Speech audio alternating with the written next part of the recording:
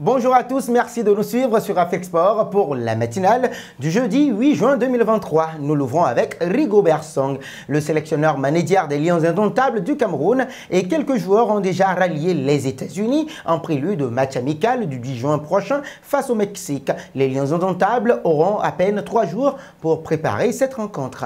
Le lieu de rassemblement étant les États-Unis, certains joueurs y sont déjà en compagnie du sélectionneur Rigobert Song. Ces derniers sont arrivés ce mardi à l'aéroport de Los Angeles. Il s'agit de Koundé Balong et Faye Collins. Ils ont été accueillis par la communauté camerounaise vivant à Los Angeles.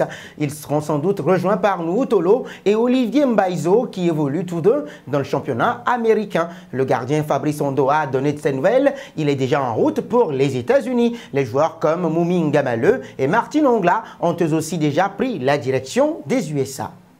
Nous enchaînons avec Saïd Benrahma. Il n'était que le 5e Algérien à disputer une finale de Coupe d'Europe et le premier pour la toute nouvelle Ligue Europa Conférence à Prague. Ce mercredi, Saïd Benrahma est heureux.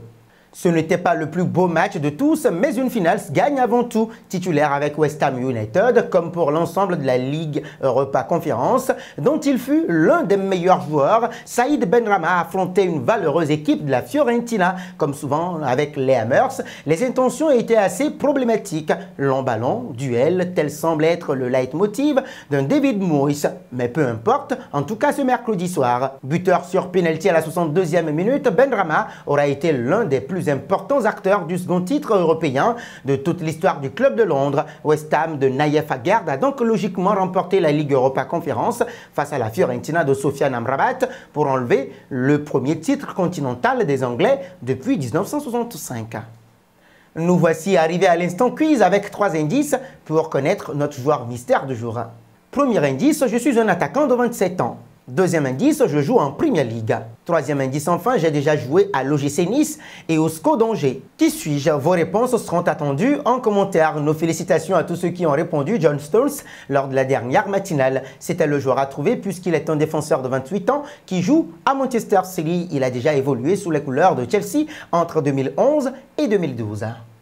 Intéressons-nous à Abderrazak Hamdallah. Quelques heures après avoir fait ses adieux au Real Madrid, Karim Benzema a rejoint le club saoudien d'Al Ittihad mardi. Une arrivée qui n'est pas sans faire de dégâts collatéraux puisque le buteur marocain Abderrazak Hamdallah, 23 caps, 6 buts avec la sélection marocaine, s'est vu retirer son numéro 9 au profit du Nueve. D'après les rumeurs, l'ex-international français 35 ans, 97 caps avec l'équipe de France dont 7 buts, devrait toucher un salaire astronomique de 200 millions d'euros annuels minimum. Dans le club de Jeddah, Kabenouévé devrait arborer son numéro 9 fétiche, jusque-là propriété de l'avant-centre marocain Abderrazak Hamdallah, 25 buts et 3 passes décisives en 31 apparitions. Désormais dépossédé de son dossard, ce dernier a réagi à l'arrivée du Nueve chez les jaunes et noirs, en faisant preuve de beaucoup de classe. Tout joueur qui vient dans l'équipe est le bienvenu, a-t-il fait savoir au micro d'un journaliste. Nous sommes des grands joueurs et nous sommes habitués à la compétition à l'extérieur et à l'intérieur de l'équipe, a-t-il poursuivi. Hamdallah a rejoint les nouveaux champions d'Arabie Saoudite l'été dernier en provenance d'Al Nasser, actuel club de la vedette. Cristiano Ronaldo, le natif de Safi, a découvert le championnat saoudien en 2018 après avoir quitté le club qatarien d'Al Rayyan. Très prolifique, le lion de l'Atlas entend donc visiblement rester et concurrencer Kabenouévé.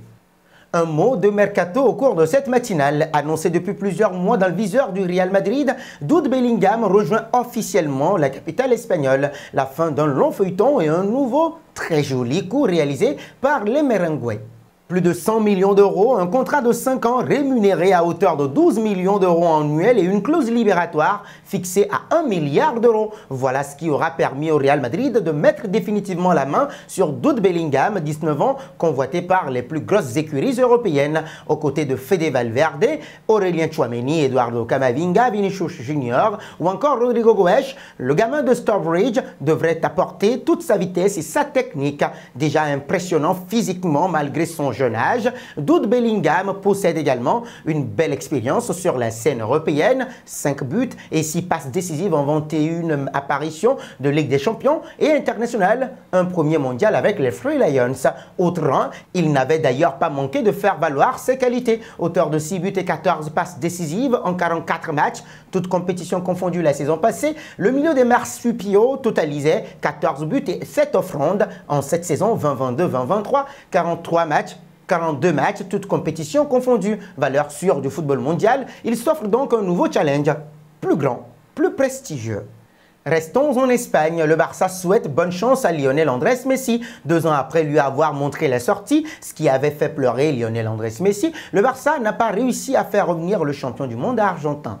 Le FC Barcelone a tenu à souhaiter bonne chance à son ancien joueur qui va signer à l'Inter Miami. Le lundi 5 juin, Jorge Messi, père et représentant du joueur, a fait part au président du FC Barcelone, Juan Laporta, la décision de Léo Messi de signer à l'Inter Miami. Cette décision est survenue malgré l'offre présentée par le Barça au vu de l'intérêt commun du club et de Léo Messi. Le président Juan Laporta a compris et respecté la décision prise par Messi de vouloir évoluer dans un championnat moins exigeant et moins médiatique, ce qui engendrera moins de pression sur le joueur que lors des dernières saisons. Juan Laporta et Jorge Messi travaillent sur un hommage de la part de tout le barcelonisme envers un joueur qui a été et sera toujours aimé au Barça, indique le FC Barcelone dans un communiqué.